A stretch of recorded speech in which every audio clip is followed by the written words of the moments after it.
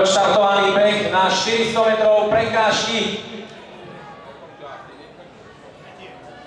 Nás určite zaujíma dráha číslo 5, ktoré je slovenský reprezentant Martin Kučera.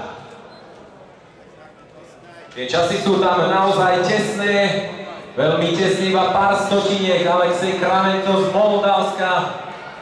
No ale pozbuďme, už nám prichádzajú pretekári, bežia do cieľovej rovinky. A mohutné burácanie, súboj záverečných metrov, dráha číslo 5. Vyzerá to zatiaľ neoficiálnejšie, skôr bol v cieli Alexej Kravenco z Moldavska a hneď za ním náš Martin Kučera.